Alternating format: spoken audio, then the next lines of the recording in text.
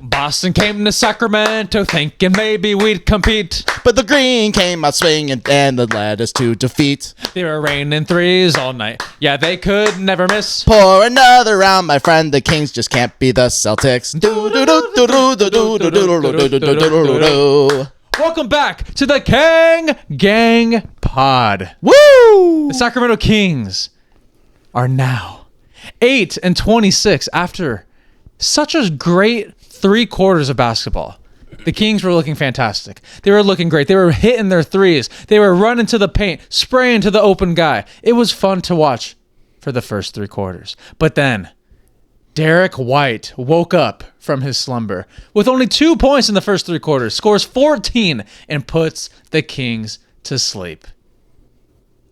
And that's how we lost the game. This is my brother, Gek. If you remember Gek from last season, Gek is back.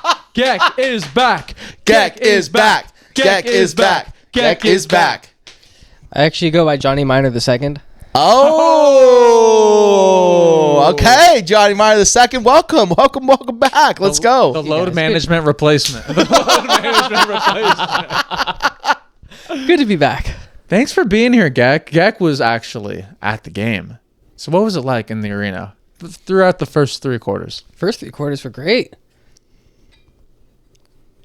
Some energy. Some? I don't know. It just felt quieter than it normally does. Even when we were ahead, we're going on runs, the energy is just, it's not quite there. It's definitely not Beam Team era. Oh, of course not. That's your first game of the season, right? Yes. Yeah. See, when I've been to a couple games this season and I've had some really bad energy games and then a few maybe 1 or 2 good ones. But tonight I would have thought the energy would have been fantastic through the roof because those first 3 quarters, I mean, combined at halftime, there was 18 3-pointers made. So it was a shootout. It was fun to watch. I gotta say, I think the thing that throws me off is for some reason, every time we play the Celtics, there's so many Celtics fans in the arena. Yeah, it's half and half. Where it's did crazy. They come from? There was a whole section of Celtics fans, 7 rows of all green. They come out of the woodworks, man. These people, they drive to Sacramento because they're you know what? The tickets are cheaper in Sacramento. Some make the drive. Some make You think they're making the drive from Massachusetts? No, not the drive, but no. But I'm talking about fans that live, Celtics fans that live in Northern California, as a whole. Okay. As a whole. To West Coast destination Sacramento, they're making the drive. They are making that drive. They're making the drive to the free agent They're celebrating in Sacramento. Some people are celebrating their flight. They're just hey man, we're gonna go to Sacramento watch the Celtics play because it's cheaper, and we'll get an Airbnb and stay at the Sawyer. That's their mindset. Oh, yeah. Are you telling me that were there a sea of green in section 104 tonight? Not in 104. There were 3 rows of Celtics fans ahead of us. I will say that, but probably section 101, behind home basket second half. 7-8 rows of all Celtics fans, all green, and I'm like, what is this? Is there some sort of holiday program that Boston's just funding fan tickets? Are they flying people out here to fill up the seats? There were so many. I think Boston's just a historical team where they just have lifelong, Yeah, they've got to be. Because the bloodline for a lot of people. I mean, you and I have been to a lot of Celtics games in the past, and for some reason, there's just always a ton of Celtics fans. I understand Lakers, I understand Warriors, but then the Celtics. I think they always have a crazy amount big of fans. market teams. Big market, yeah. I wouldn't be surprised if there was a lot of Knicks fans that were there. There definitely. There will be Knicks fans that are for sure going. They're just loud. Do you want to go with me to the Mike Brown reunion? Oh, I'm down to go. Let's go. Let's go. Come on. We're going together. I wish I could be here for that. We got to be there. And we got to wear the Mike Brown shirts. We got to let the people know I how found we feel. mine. I found mine again. I was so happy that it was there because I moved when I was in November, but then it came back and I was yeah. Oh, I thought you were going to say you were so upset after the firing that you threw it away. No, I would never throw away. I would never throw away your product. Okay, Christo. thank you. Never. But you could have, just laid it to rest. You No. could have done a little backyard burial for the t-shirt. Never. It's too nice to wear. Thank you for that. Well, we're going to go to that game. Yes. But let's talk about this game, because this game was special. We actually were leading after the first quarter, and I think it's all because of MVP. And P stands for Precious. MV Precious tonight. He was on track for the 50 ball. That's what we were expecting. Me and Gek, we were thinking. That's what I was This is the career night for Mr. Achua. I mean, he looked amazing. This guy could shoot threes now. He, he added to the 12 3-pointers made, which is actually, I'm like freaking out about how many threes we made. We only made 12 because that's how that's the standard for the Kings. If we're above double digits at the 3-point line, that just shows how our season's been going. But Precious Achua tonight, he was knocking down some threes, and he had 8 points unanswered, and that was special to me. So, what did you see in that first quarter, both of you? I was big on the Precious minutes, big on the. I loved it. I liked how he was aggressive in that first quarter. Right, like he was. We never seen Precious really in his career be a 3-point shooter. So to see that and just that aggression and being like, hey, I'm just going to let this fly. And if you can't stop it, then good luck. And then he got aggressive and got down the lane. He was getting aggressive after making a couple of those threes, right? So a lot of what he was doing has hustle. He was grabbing rebounds, deflecting shots, especially in that first quarter. I was like, oh man, this guy is definitely going to lead us in the plus minus merchant status for the game. So he was crushing it on both ends, making it very tough. And that's why they propelled out to an 8-0 run to start this game. 8-0 run, all because of Precious Achua. Bingo. How did the crowd react? Or were you in the building at that point, or were you getting the Fong patch? Were you getting the Fong? I was getting the Fong patch. That was the first thing I did when I got in the arena was went straight to the custom jersey section to get my Fong patch on this jersey. That is more important than watching the beginning of the game. Yeah, big shout out to my fiance's parents for hooking me up with the City Edition jersey for Christmas. This is a beautiful jersey. Only thing it was missing was the Fong patch. So my first stop naturally was to head over to the custom jersey section and get this bad boy on there. Yeah, it's the right move. You had to make the jersey official. And that's what you did there. Also, I don't know if has this been a thing this year, because this is my first game of the season and the lines took so long to get in. Like I showed up like 20 minutes early and we were stuck in line to get through security forever. That has not been. It was really slow getting in, so we didn't actually even get to watch the first 5 minutes of the game. Like Jordan and I were watching on our phones, keeping up with we could hear 3, and I'm like who's hitting all these threes? It was Big P. Yeah, and that was what I was like. I was like, Precious Achua's got 8 points. And that was when I texted you. I'm like, am I about to witness a Precious masterclass? Yes, that's actually really weird that you had trouble getting into the game, because every single time I get there, it flies by. And I think it's just because it's been a down year. Less people are going to the game, so it's quicker to go in. But I haven't waited in line longer than 5. Yeah, I'm really curious because it is January 1st. So, new year, new employees. I don't know about I don't know about new employees, but like maybe new rules. Like I'm very curious to hear from other people who've been going to the games this year. Like, is that new? Because that is the longest. Families could be on winter break. There's a lot of factors. It must have been the bus loads of Celtics fans just being dropped off. Of course, right at the Sawyer too. They just infiltrated the Sawyer and just walked and just ruined security for everybody. That's probably where Gek's entry point was, right in front of the Sawyer. The infiltration. But yeah, that's unfortunate that you missed the brightest part of Precious's minutes tonight was that first 5 minutes. I mean, the first thing I did get to see though, right when we walked in, was the Keon 3. So okay, that's always a special, pleasant sight. Because sometimes he doesn't play, so you don't know if you're gonna play. There's so many things about this team that don't make sense this year. But what did make sense tonight was that the Kings were firing from 3 in the first 3 quarters. They finished the first quarter 4 for 9. Celtics were 5 for 11. Celtics are, I think they put it up on the. They're second in the NBA in terms of 3-point attempts and makes, and we're last. So we were like head to head with them in the 3-point category. So I was loving the style of play tonight. It was just drive to the basket, kick, and everyone was looking for the next open shooter. And we almost shot 50% in the first quarter. So I saw some good things. But in the second quarter, that's where it got even better. We went 4 from 4 to start the second quarter. Went on a little bit of a run. We made 3 threes. Dennis Schroeder was pointing at that vein. He was pointing in the vein. Show him, RT. Pointing in the vein. He made 2 threes in a row. Then Keon Ellis had a nice little runner. So we had a nice little 8-0 run to begin the second quarter. But both teams, Boston and the Kings, were just going off in the second quarter. They piled up the score to 62-61. So the Kings held on in the first quarter by 1, then trailed by 1. So it was a close game all throughout the half, which, to be honest, I didn't know if I was going to expect that from the team tonight. What'd you guys see? Did anyone else see Russ hit that half-court shot? Yeah, it didn't count. It didn't count. It was yeah, late. it didn't count. It's fun to watch. That was a downer. I don't know why. Why was that the only 3 he hit in the second half? I don't know. That was just crazy. God. Like, that's the one time. That was Oh boy. They made a rule where you should shoot the ball because it doesn't affect your field goal percentage.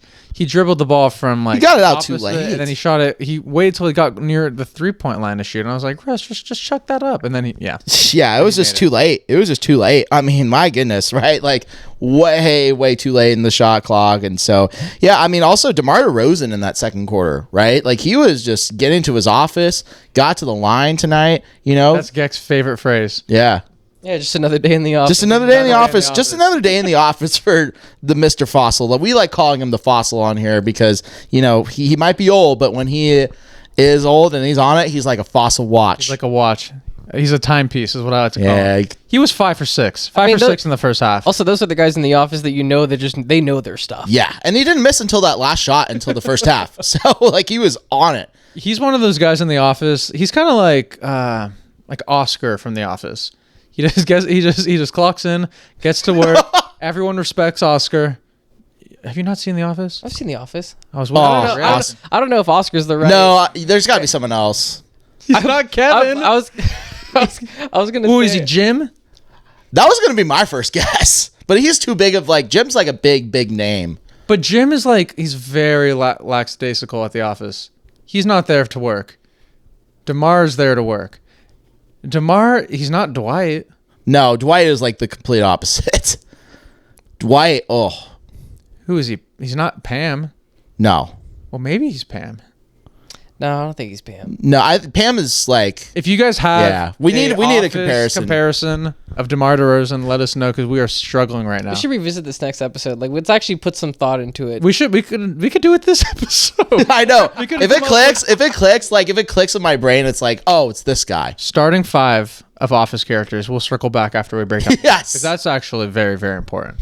Go to series, by the way. DeMar DeRozan went off 5 for 6 in the first half, 12 points.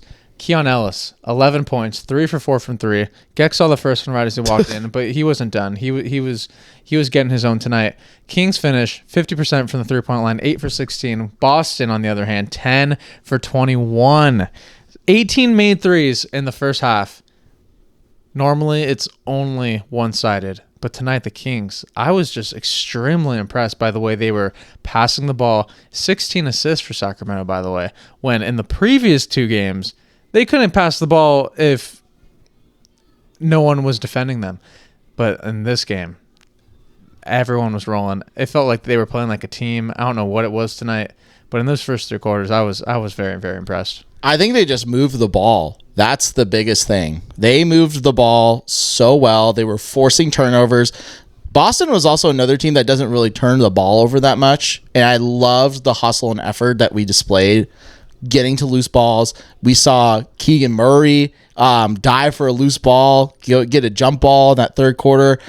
Katie Christensen said like a bad word on national television. What did she say? She said like when it was talking about Keegan, she was like saying, yeah, and Keegan just was like shitting on it. I was like, yeah, I was like, my God, Katie, this is a national television. Yeah, this was a national televised game. If anybody that watched, if anybody watched the game tonight, please confirm that in the comments because I literally heard it. I was like, Katie Christensen just said an incorrect word, and it was diabolical. But going back to the effort, right? We were forcing the turnovers. Keon Ellis was a pest on defense, as he normally is, but Precious Achiuwa was going for loose balls. You saw a lot of effort on both sides of the spectrum. Keegan Murray was being our top defender with getting our stocks up. So, yeah, I mean, the defensive side of the ball, like, they kept it in this game because they were forcing Boston into a lot of turnovers, especially in that third quarter.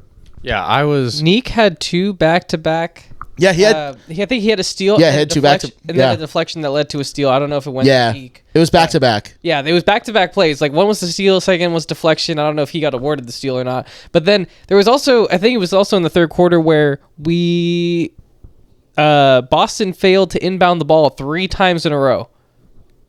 Yeah, and it was deflections. Yeah, yeah, it was all deflections. Our defense was going crazy. Like I that was so much fun to watch. And then yeah, of course, like after the third failed possession, I think they get a poor, like Boston gets a poor shot off. We end up with the rebound, and then we hucked up like a bad 3 seconds Yeah, into the something possession. like I was that. like, man, like that would, we had so much momentum building after like just like defensive play after defensive play. And then we had like a 4 second possession the following play. And I was like, oh man. Sometimes we'll do that. Sometimes we'll do the incorrect move. It's all part of the plan. Is that a surprise? It's all part of the plan. So yeah, I like that you brought up Neek Clifford because Neek did not have a impressive offensive showing tonight, but defensively, he was doing all the right plays.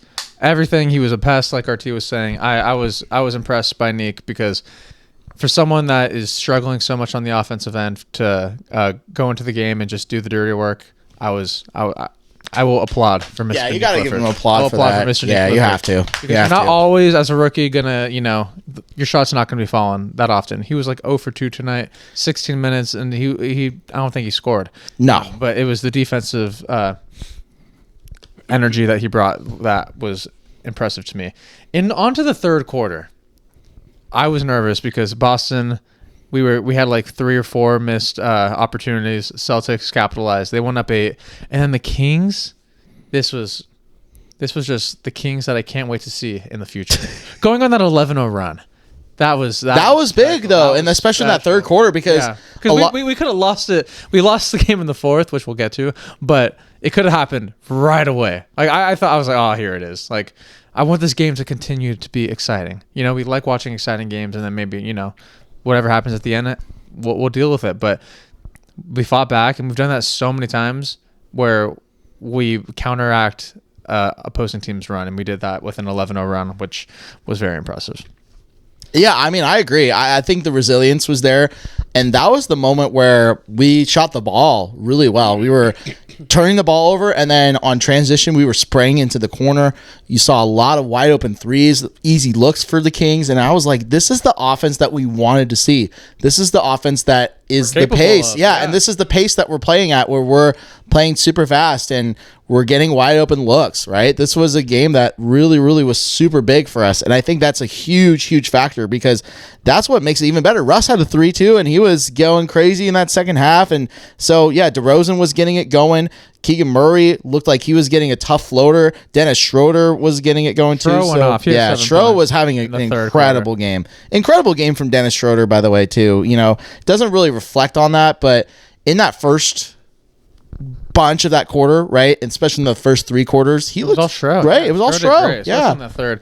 But yeah, from the second to the third, we had 8 assists in that third quarter. We got up to 7 steals, 5 blocks. So we're doing all the right things. We stayed in the game. It was 88-88 at the end of the third. But then this fourth quarter, everything that we did right, the open threes, the passing the ball, the sharing the ball, playing fast, playing with pace, that all went out the window. And that's why I'm wearing the construction hat, because that was an absolute display of a rebuild game right there. You played great for the first 3 quarters, and then you're like, all right, record-wise, we need to lose this game. Let's just forget what we're doing. And that's what we did. It's literally the Pacers game from a couple weeks ago because we were up by so many in that Pacers game. But then when it came to the fourth quarter, like Cristo has right now, he's wearing the rebuild. So tap it again. We have to, because that's what it was. And then even Doug Christie made a coaching decision that showed, okay, this is a rebuild loss. We want to lose this game because obviously Dennis Schroeder had it going offensively, but in that fourth quarter, everything kind of was just so it was hard to watch. But the one guy that was doing good on the defensive end, Keon Ellis, he got pulled at the end of the game, and then that's when I knew, I'm like, put on your hard hats, everyone. We got to remember what the end goal is. I know we get excited when the Kings are close to beating a good team, but we got to remember what it's all for. You can't be saying this on camera, or else Adam Silver's going to crack down on us. Oh yeah, and then Adam Silver's going to tell the Kings, hey, here's a 5-game winning streak coming up in March that won't mean anything except affect your draft position, because all these 3 boys were talking crazy about tanking the rebuild after the Washington Wizards won a couple of games and now have just kind of leapfrogged over the Wizards. Yeah, the How Wizards. are we doing? The Wizards. Yeah, we're third. We have the third worst odds. We're the third worst team in the NBA. Yeah, because the Wizards won. Damn, look at us go. Look at the Wizards go. We got Pelicans. Shout out CJ McCollum. And we have the Pacers. Yeah. I can't believe the Wizards. They won with CJ McCollum. Hey, their vets are like our vets. You know, they got Chris Middleton and CJ McCollum just doing heroic thing. Except that they have rookies that are actually like viable. Except for who was the Bub Carrington? Oh. Yeah, worst plus minus in the NBA besides our guys, but yeah, we'll save that for another time. We will. That fourth quarter, everything went horribly wrong. 0 for 10 from 3. We were 12 for 26 going into the third. We ended up going 12 for 36. We had almost a 50% field goal percentage from the 3-point line, which was, by King standards, 12 threes going into the fourth is amazing. You don't make a single one, 0 for 10. So normally you think, okay, we got to score in the paint. Couldn't do that. We only scored 18 points in the fourth quarter. Boston scored 32. Derek White by himself almost outscored us with 14. He didn't do anything in the first 3 quarters. He did stuff defensively, but offensively, normally that guy he's a 20-point per game scorer easily, and he had 14 of his 16 points in the fourth quarter. I want to ask you, Boston Celtics. Yeah. Obviously no Jason Tatum. We're trying to figure out like what their direction is. They had to, offload those big contracts of Drew Holiday, Kristaps Porzingis. They had 7 guys tonight in double figures. They have a really solid surrounding core, even though losing like Luke Cornett, another like bench piece. Do you think this Boston Celtics team could do anything, any damage, any noise in the East with this current roster without Tatum? I think they could. Yeah. I mean, this is a championship team for a reason, right? There's still guys that are contributing. Derek White, Peyton Pritchard had a really great game tonight. Sam Hauser had a phenomenal game shooting. It looked like he couldn't miss. And then how could we forget our lovely Sacramento King, Mr. Keita himself? Because yeah, it was a great revenge game for Keita. Like he's earned the minutes. He's earned it. This is a team that I think could be a huge threat in the East, and I would not be surprised if Tatum somehow looks like he's going to get back too. And this is without Tatum too, by the way. If Tatum comes back from this Achilles, he's not ruled out for the season, by the way. Mm-hmm. And this could be huge because if Tatum plays exactly like he did before the Achilles injury and they don't miss a beat, Boston could be the favorites out of the East. Like, that's not a crazy statement for me to say because... What's their record, Gek? Can you pull up the... Wow. Yeah, I honestly thought they were lower. I have not been paying a whole they're the lot of 3 seed. attention. They're number 3. They're 21-12. Yeah. And they had a really rough start to the season. Yeah, they were rough start. But they bounced back like quick. Yeah, that's crazy. Jaylen Brown just looks like the Finals MVP that he was 2 years ago. And yeah, I mean, Jaylen Brown tonight. He had 29. He had a really slow start to the game. He was 1 for 8. Yeah, to start the game. Shots but then he cooked up. And then he cooked. Yeah, he cooked. I mean, this is what the Boston Celtics do. They just are a team that is just so physical. Luka Garza, Iowa legend. 11 points off the bench. Anthony Simons, I know he's probably going to be gone after this season. He's auditioning for that next team for a big bag, obviously, but 14 points from him. The legendary Kings killer, by the way. Legendary Kings killer. If you know, you know. But it's so crazy. He loves playing inside. Hugo Gonzalez, man. Just like, there's a lot of guys that really, really are just big guys that can really get it done. And this is all without Jason Tatum. So, yeah, I think Boston's a big threat to the East in the way I see it because Detroit is slumping a little bit right now. Yeah, they keep racking up losses. Yeah. 9 losses now. Yeah, I think they could get leapfrog soon. They could, and I think Boston could be that team that could leapfrog them. It's so crazy how... New York's only 1.5 games behind. Yeah. It's crazy how well coached Boston is because even though they were struggling against, a third worst team in the NBA for 3 quarters, by struggling, I mean, like, it's the Kings are in it. And then fourth quarter, they just lock in. Derek White, he was obviously struggling in the beginning of the game. He takes over. But then you mentioned guys like Luka Garza. He used to be the DNP merchant on the Minnesota Timberwolves. Yep, exactly. That guy used to never play. He would only play in the scrap minutes, and now he's getting valuable minutes on on a former championship team where, I'm just really impressed by Boston. I didn't think we were going to go into this game winning tonight, but I wasn't expecting just an all-out performance by top to bottom of that roster. I thought it was maybe just going to be like a Derek White, Jaylen Brown type of destroying game, but it was everyone. You mentioned a guy, Hugo Gonzalez. Dude, you could go down the line. Like guys that you don't really keep tabs on, they all did great against us. So, yeah. I wouldn't be surprised, R2. You're right. They could be a sneaky, definitely top four. They're definitely top four, but I think like they could definitely take the Knicks in a series, and I think they could really... Their experience, I think if you played Boston and Detroit in a series, just based on experience alone, that would be a good series. Yeah, that would be a phenomenal series. Like Boston has what it takes to get to the finals again, just based off experience alone. They've made it to the finals 2 times in this decade with Jaylen Brown and Jason Tatum. This Boston team is kind of like a Indiana team, like they have like the 2 guys, and then like. They just got gritty dudes, gritty guys, and they play great defense. A lot so shouts out Boston. Geck. The Kings need a Pritch. I love Peyton Pritchard. Malik was our Peyton, but that guy, I don't even know his minutes. Yeah, I think he barely had 80 minutes tonight. Like it was crazy. I actually don't know if I saw him on the floor. He had 6 minutes tonight. Yeah, he only played in the first quarter, and then didn't get into the rest of the game. Yeah. So that's sad. But Peyton Pritchard, the 6th man of the year last year, he's a Malik Monk type guy. He comes in there, he does what he needs to do. But man, that guy is such a good shooter. Every time he squares up, I think it's going in. You guys saw his ball. Dude, he's aggressive. Right? He's aggressive. His ball handling has gotten better and better each year that he's in the league. It's crazy. PP's that guy. Yeah, shout out Peyton Pritchard, Oregon legend. But that's just Peyton Pritchard just knows how to get it done. He's athletic. He uses his size, but he's athletic for someone that's a lot smaller than you think because his quickness. He's the smallest guy on the floor. Yeah, quick first step, elite shooter. Like elite. That's a hard worker right there. Yeah, he's crazy good at creating space. On that subject, I was so impressed with Maxime.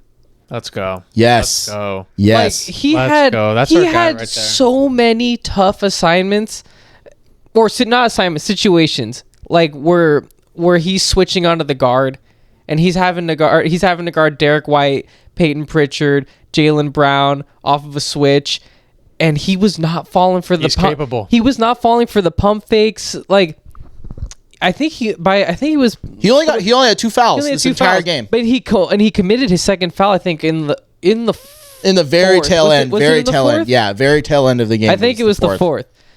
But we have a good one, guys.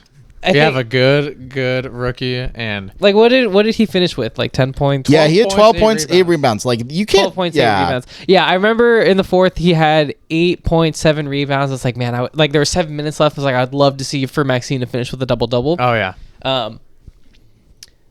But yeah, I mean, like he's hitting his averages though. These are his averages. Yeah, he's hitting his averages. Not the craziest game at all by far, but like, dude's a rookie, had some, and was making like veteran type, like very mature decisions, and was handling high pressure situations very well. Oh yeah, Dusamo made a really good point because there was one play where Max had like a little rookie lapse where he was like kind of double, triple team down in the paint. He was trying to go up, and DeMar was wide open at 3.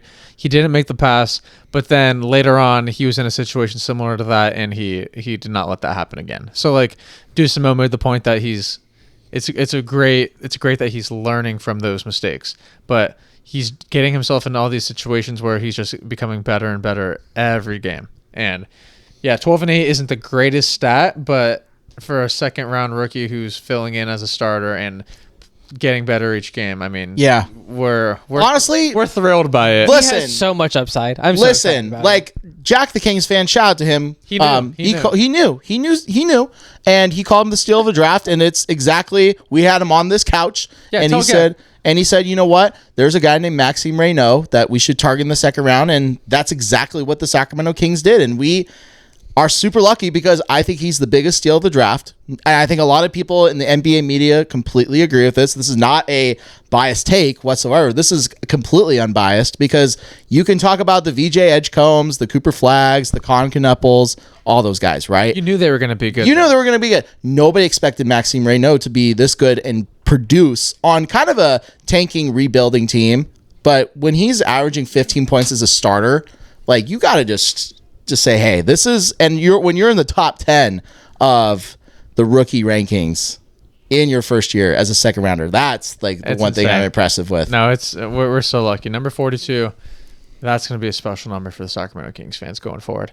Let's just go through the team stats really quick. We had 32 rebounds tonight to Boston's 40, 29 assists. We out assisted them tonight, 29 to 25. 7 steals, so we had none in the fourth. 5 blocks, 9 turnovers, which is not that bad. Boston had 13, 40 points in the paint to Boston's 50. So that was kind of the storyline of the game. But who was your guys' player of the game in the Kings uniform tonight? I'm going to give it to DeMar because, especially in that first quarter, he was consistent the entire way through this entire game. Even in the fourth quarter where it was starting to get away, DeMar was still finding ways to keep it aggressive and keep it interesting until later, like in the later half of that fourth quarter where they just completely went away. DeMar was keeping them aggressive. He was getting aggressive. He was 5 for 5 until he missed one shot in the first half. And then he came out and just was still shooting the ball, especially in that third quarter. He led that run all by himself. No, he did great. He was phenomenal. So that's my player of the game. And he had 6 assists tonight too. So distributing the ball, getting guys open, like, that's the guy I really will give the player of the game award to because he did everything possible. 29, 5, and 6. Like, you can't complain about that. And 0 turnovers too. And 9 for 16 from the field. Sheesh. So yeah, DeMar, he's putting the league on notice at age 37. He's 37, right? Yeah, he's 37. Him and Russ. Oh, wait, Russ 38. Right? No, he's 36. Okay, 36. But Russ, I think, is 38. 37 years old, doing what DeMar is doing. No, Russ is 37. So they're both 37. No, DeMar's 36. Russ is 37, yeah. At 36 years of age, DeMar DeRozan is putting up the best numbers on the Sacramento Kings team. So I know for a fact there's a team out there that's going to be making the call to Scotty P. Maxime Reynaud, 12 points, 8 rebounds. Keegan Murray struggled tonight shooting 7 points, 3 for 13 from the field, 6 rebounds, 4 assists. Precious Achiuwa slowed down after that first quarter. He ended up with 14. Russ also struggled, 10 points, 3 for 11, 2 for 9 from 3. Dennis Schroeder, he picked it up off the bench, 18 points, 7 assists, 7 for 12. And then Keon Ellis, 16 points, 6 for 10 from the field, 3 for 6 from 3. I would say my player of the game, if I'm choosing someone that was not DeRozan, I would say Keon Ellis. Keon Ellis, he was 3 for 4 at half from the 3-point line. I would like to see them look for Keon Ellis more on the perimeter because he's one of our best shooters, and it's kind of crazy that we don't play him. I mean, obviously we're playing him now because of Levine being out and everything, but like the fact that we have been not going to Keon more often is just crazy because not only can he defend, he's one of our best shooters. So I would like to see him continue to put up numbers like this because we know he's capable of that. But then also Dennis Schroeder, man. Schro off the bench, goated. Do it, Gek. Thank you, Gek. What about you, Gek? Who being in the arena, who were you most excited to see tonight? I won't pick one of yours. I honestly think it's Maxime for me. Yeah, good. It's a good choice. Like I said, like numbers wise, definitely not like objective player of the game, but like this was a learning game for him. Like I don't often see players like when they make mistakes show how fast that they're learning from their mistakes and adjusting their game as fast as I'm seeing him do it. Because he's doing it like the next play. Yeah, which is really impressive. Yeah, he's doing it the next play. It's not a couple games. It's not after going back and watching tape. Like, he's just doing it. And like the things that I was seeing him do on defense and the tough situations he was in, like having to guard guards. Every position. Like, I was so impressed. Like, numbers wise, not like amazing, but yeah, like he's just showing so much promise. And I was just getting stoked every time I saw him do anything defensively. Plus, like, his float game. Oh, it's so nice. Pure. It's Oh so my pure. Shout out Mark Jones. He's got Costa Kufis, Rashawn Holmes. in him. He's got dude, he's got all of the former Kings GOATs all in his bag. Greg Ostertag. Yeah, he's got them all. yeah. He's got There was one play where I kind of like yelled out like someone hit him with an entry pass. He was cutting towards the basket. And I think he ended up passing the ball underneath the basket. And the thing I just yelled at, I was like, Maxime, dunk the ball. You're so big. Yeah. Like, once he develops oh my gosh. Once he becomes like, once he gets that aggressive gene in him, it's curtain. just wait like- until he gets that Marvin Bagley double bounce. Wait until he gets the Bagley double bounce.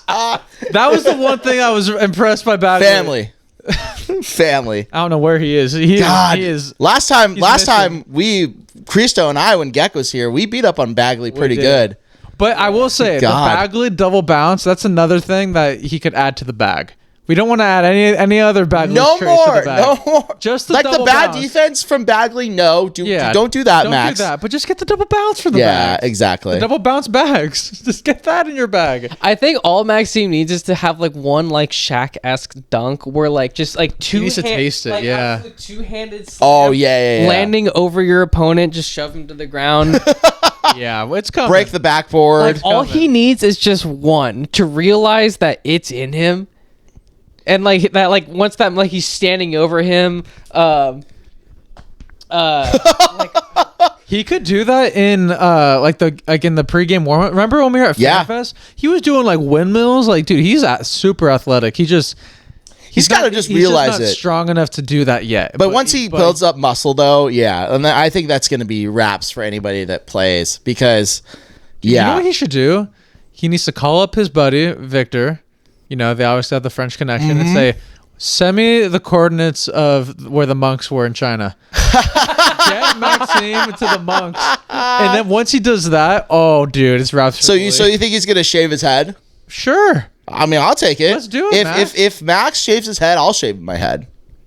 Let it rip. I mean, the dude's a double bachelor graduate from Stanford. Like, Yep. I bet See, you, double major, I baby. bet you he's crazy good at chess. Like I would, Chess? I would love to see the Wemby Reno head-to-head matchup in Oh chess. yeah, because Wemby plays chess. Yeah. Yep. Yeah, I was gonna say the reason why he's so quick to learning from his mistakes, and I was gonna point to RT because I'm like, RT, what did he do at Stanford? Double majored. Boom. That's dude, Mechanical engineering and computer science, too. Those are like hard majors at Stanford. They're like hard. And he double majored in both. dude, it's hard majors anyway. It's hard, period. But at Stanford, like, Yeah. that's like expert level difficulty. Go Cardinals. Yeah.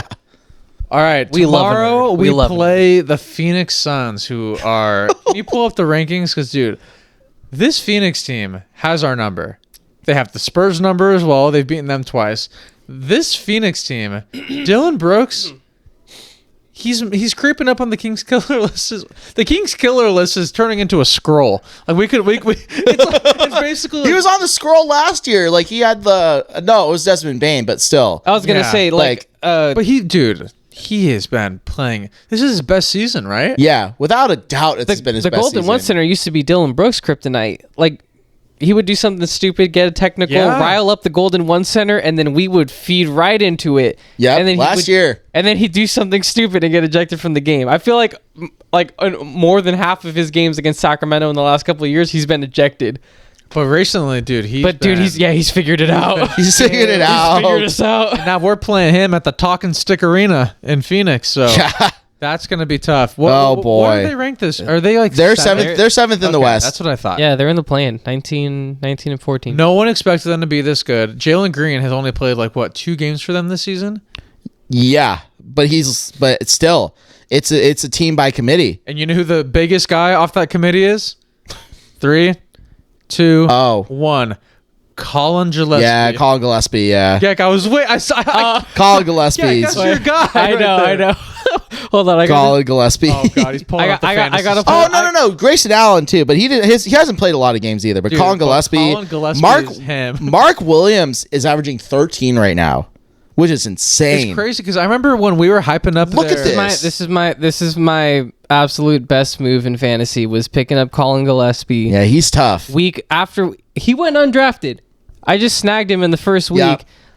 and he's been putting up numbers. Dude, his Yep. last 1, 2, 3, 4, 8 games, he's averaged like almost 50 fantasy so points. stupid, Dude, man. I love So Colin stupid. Gillespie. He's gonna cook against us tomorrow. Okay, so obviously they got Devin Booker, they got Dylan Brooks. That's honestly a win-win for me. Oh, If he cooks against the Kings, that's great for the tank but better for and great for my fantasy. RT, we got to talk about how Phoenix, they're big. They're obviously they're a big team with Nick Richards and Mark Williams. Which I don't know if you guys saw what Mark Williams said about the Lakers the other day. Oh, I did see that. It's fucking hilarious. But it's crazy because their number 10 pick, who they got in the Kevin Durant trade, Yep, is come on, like Wall Watch. not even playing that much. He only played 2 minutes, And that guy, like, and that was in garbage time. and our boy Jack the Kings fan was was saying like, dude, that's the guy, and he's not even getting minutes right now, which is kind of crazy. But that just shows how good Phoenix is, where they're like, this number 10 pick is not like utilized in our system right now. But that's besides the point. Phoenix is a great team, and they're here, and they're only going to get better. And normally, when you have like a Kevin Durant and a Bradley Beal, and you unload those guys, normally you're not thinking that team's going to be as good the following year right away. But my God, they got addition by subtraction by far. Yeah, So without a shadow of a doubt. it's going to be a tough game. They play such good defense, that team. I remember earlier in the season when they played the San Antonio Spurs, when the Spurs were on a 5-game win streak to start the season, and they held Wemby to 9 points on like terrible field goal percentage. And I was like, this Phoenix team, they beat us the first game of the season, and then they did that to San Antonio. I was like, oh God. And And that was when we were up by like 16 that game too. So And then they we beat us just twice this absolutely season blow already, it. right? Yeah. And now we play them a third time. So I'm not expecting much. RT, do you have a prediction for the Phoenix game?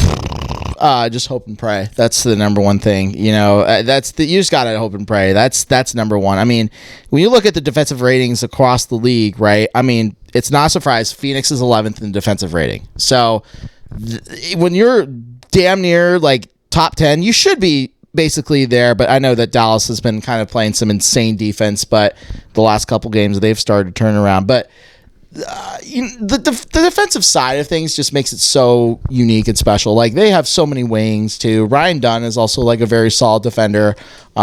You know, and Dylan Brooks is like a nightmare defensively. Like, this is a team that you just do not want to face on the defensive end. And so, yeah, I think my big thing is that it's going to come down to our guard play, because Devin Booker, we haven't even mentioned him. We don't even need to. That's the point. Like, That's what I'm saying. And then Devin Booker's like dropping 25 a game too. they have a $75 million player, and he's not like the most exciting guy on that team right now. No. Like that just shows like what Phoenix is doing.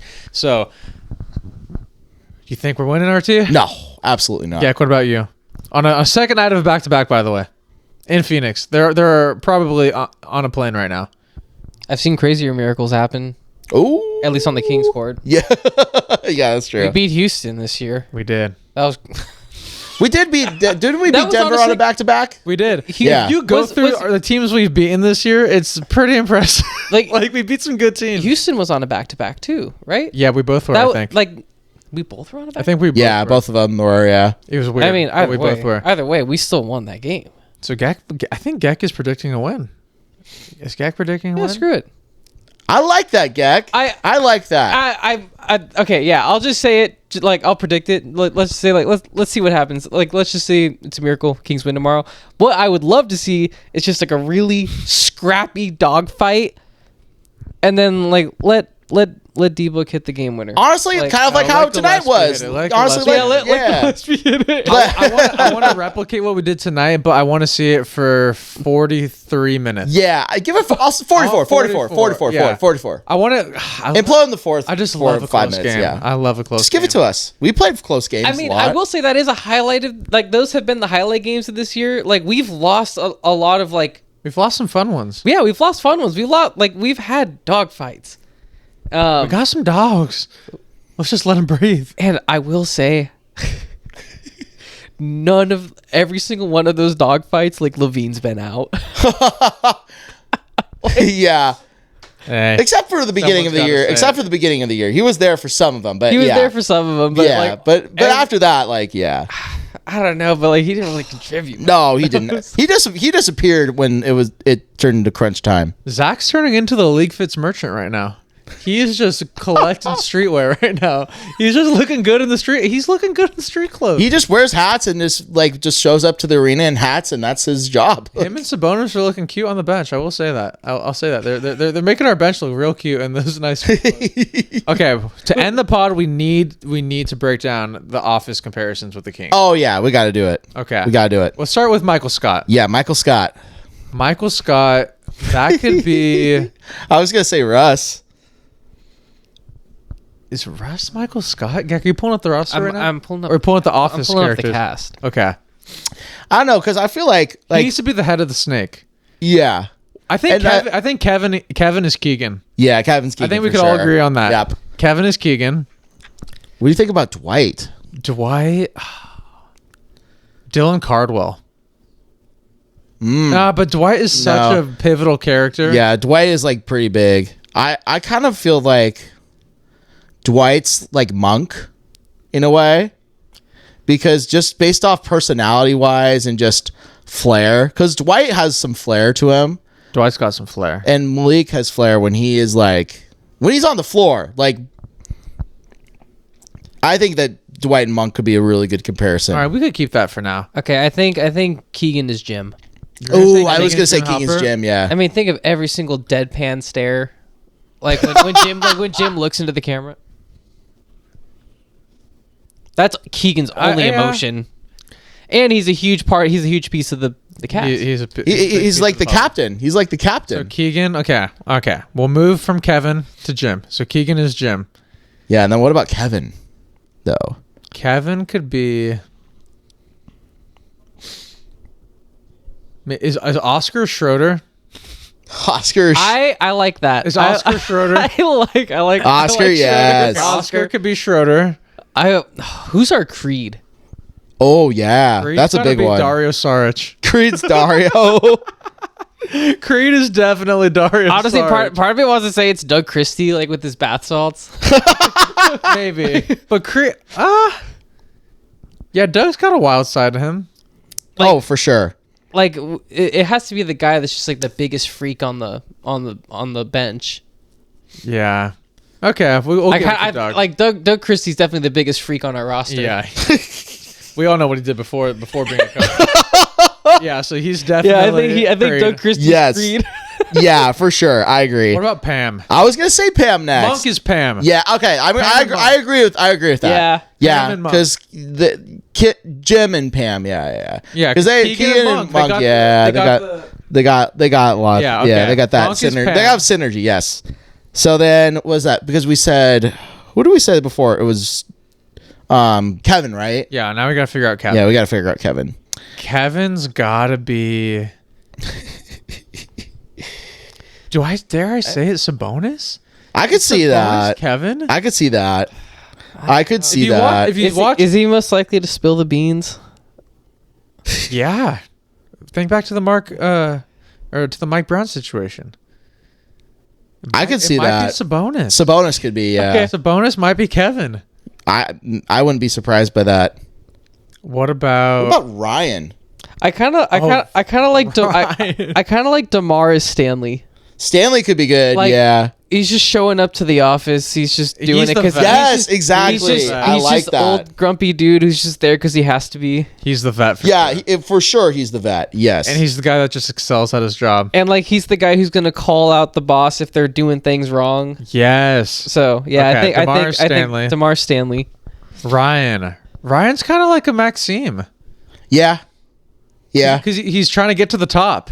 Yeah. He's trying to get to the top. Ryan is trying to do whatever it takes. He's doing whatever it takes. But to get to the and top. I feel like Ryan's like kind of like a he's not like But Ryan kind of Ryan's has a bad arrogant. rap. Yeah. Ryan's kind of like an arrogant person. Yeah, he's Would Ryan be like Russ in a way with just like kind of like how they're feisty? No, I think it's got to be like a young guy. young- Yeah, like, Max. young Yeah, guy Max. who's like willing. No, not.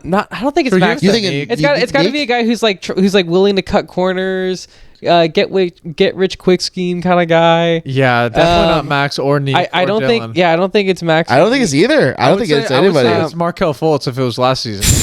Jesus Christ, man. I would say it's Markel, but for this season, like all of our rookies are just There's pure dudes. Oh, maybe Devin Carter.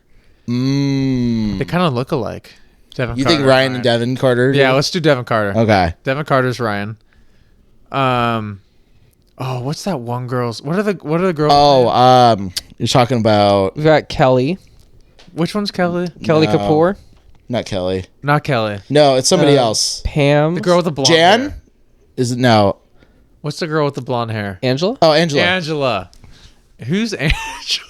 Angela's? Did we settle on a Dwight yet? No. Oh, let's go back to Dwight. And we don't have a Michael Scott yet. Yeah. Didn't we say? Oh, we didn't do Michael. Is Dwight Levine? I could see Dwight being with Levine. I could see it. I don't know. I actually I don't know. I kind of think Levine is Michael Scott. I was kind of like Because catering between the two of them. Yeah. His after he had his 30 piece or maybe was it a 40 piece? He's like I can do this every night if they give me the damn ball. Oh, could yeah, be that was Dwight, against though, 'cause Miami. Yeah, Dwight wants to overtake Michael. yeah, because Scott. Dwight. Yeah. No, he doesn't want to overtake Michael Scott. He like he kisses bows down he to kisses him. the ground that he walks on. But there was But, a like- part in the season where he tried to take Like, over. They had a rift mid-season. I think We could put Levine. I as think Michael Scott. Levine is Michael Scott. Or we could put Sabonis as Michael Scott and 'Cause- Levine at Dwight and Levine. Because also he's the highest paid on the roster, right? yeah. But he's the highest paid, and like Michael Scott's definitely not the best. He's not the best worker there for sure. Yeah, that's true. Yeah, because Okay. Levine's lazy. I think- Levine's lazy as hell on defense. Yeah, Okay, I'm so cool with that. I think it's Levine. I'm cool with that. So Levine is Michael Scott, and then who's Dwight then? Dwight is. I don't think Sabonis is Dwight. Russ isn't Dwight. We think. No, I'm not. I was. Dwight has to I was be gonna like- say. I was gonna say Precious, but I don't think that. No. Precious might be Angela. Yeah, that's a good one for Angela. Yeah. Precious might be Angela, I think. Yeah, Precious is definitely Angela. We'll come back to Dwight because Dwight's tough. What's that other lady's name with the glasses? Oh. She's so funny. Phyllis. Phyllis might be. Also Keegan. Yeah, Phyllis. Wait, did we do? Oh, I have another one. Phyllis is closest to Keegan, like personality. Yeah, for sure. Like, pretty cute, pretty to themselves, kind of shy. Who did you say Keegan was? Didn't we say Jim? Yeah. Yeah, we said Keegan Jim. was You said Jim. I think we might have to put Keegan to Phyllis and then Jim to Sabonis. That would clear. Oh yeah, that would clear up some cap space. Yeah, if we that did would. Yeah, that would. I'm okay with that. Yeah. Okay. Did we do Craig? Which one's Craig? Craig's like the big black guy. What's his actual name? Robinson? Daryl. Daryl. Yeah, Daryl. Wait, what'd you say? I said no. I said that's the actor's name. Cliff Robinson, right? Yeah, Craig. that's Craig. But Craig Daryl. Robinson. But Daryl. Yeah, Daryl. Daryl. Yeah. Daryl. I like Daryl. I do too. Daryl has to be a two-way guy because he's down below. Honestly, Dylan. He might be Dylan Cardwell because doesn't he work in a different department? He works in the warehouse. Yeah, so it's definitely Dylan Cardwell because he's a two-way guy. Most of his time spent in Stockton. Sometimes gets called up. Damn, Isaac Jones. Not anymore. Perfect. Not anymore. Ugh. Detroit got him. So then that leaves us with only a couple more characters. Oh, what about who's the redheaded girl? Oh, Amy? What's Nellie? Is that what it is? Or no, Meredith. There's two of them. There's Meredith and then there's Nellie. Who's Nell? no the one? She's like a big character. She came in like a couple seasons in.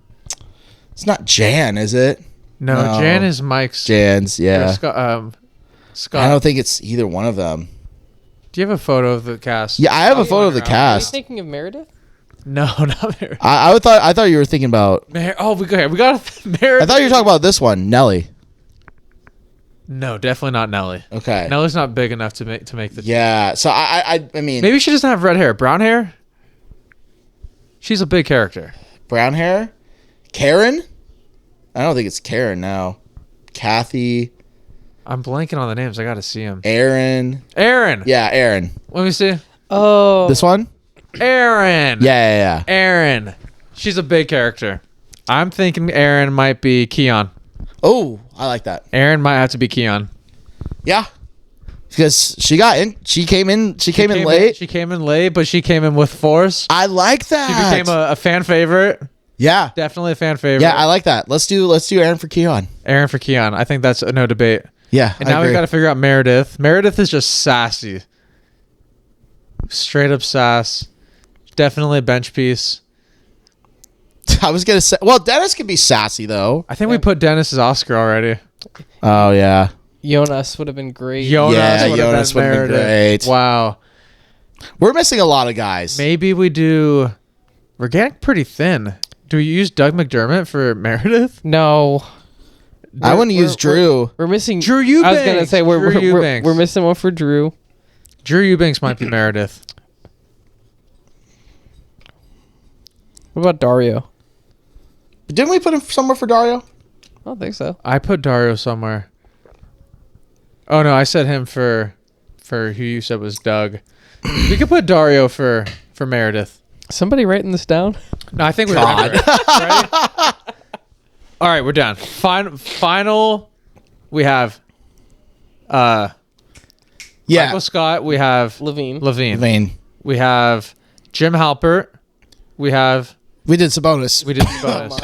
Pam Monk. Ryan.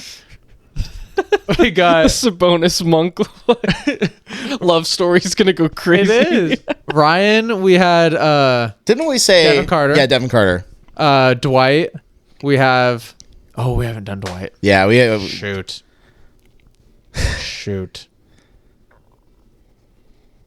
I'm not gonna say Russ. We have to use him as Russ. Yeah. Russ is a bit.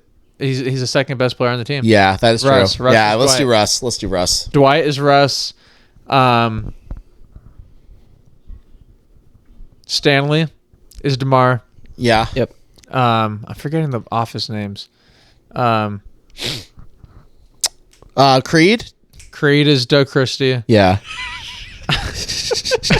Daryl. Daryl is Dylan Cardwell. Is Dylan Dylan Cardwell. Cardwell. Aaron is Keon. Aaron is Keon. Do we do Kevin? We did Kevin, right? Kevin we did. Was Oh, Kevin was somebody. oh my god. God, see, this is where we need our producer to clutch up. We need like a producer I to thought just Kevin lay was it Keegan back. at first, but we moved Keegan. Yeah. Kevin is Didn't we put? Oh no, because we switched Domas from Kevin to Jim. to Jim. So Kevin is gonna have to be. Could be Dario. Could be Dario. Could be Drew. Well, we already did somebody for Drew. Let's though. do Drew Eubanks for Kevin. Yeah, I think yeah, Drew yeah. Eubanks for Kevin. Yeah. And then Meredith could be Doug McDermott. Yeah, I like that. We'll have to do that. I like that. And then we're missing some key characters. But if you listen this far, let us know what you think. Because I think we did a stellar job. I think we did. We did pretty dissecting solid. The Kings office mashover. We're gonna look back on the tape. We'll put our comparisons together. and we'll put it on our Instagram story. But as a post, why not? Why not? Yeah, I think this needs to all be written down, and we need to put faces to players. Yeah, it's hard to do it just off the dome, but once we do it, Well, we did it off the dome. We pretty did, decently. but it took a while. Yeah, it took like at least 10 minutes. But if you made it this far, I don't know. I think if you sat down at a table and thought about this for like 30 more minutes, like half of these could change. Yeah. Oh, 100%. We probably could. We might change our answers, but let us know if you made it this far, if you watched The Office and you have Kings Office comparisons. This is the first episode of 2026. Woo! We got Bajillion more to go. so many more episodes to go. We got Kings versus Suns tomorrow, and we will see you then. Gek, thank you for being here. Let's go. Of course, anytime.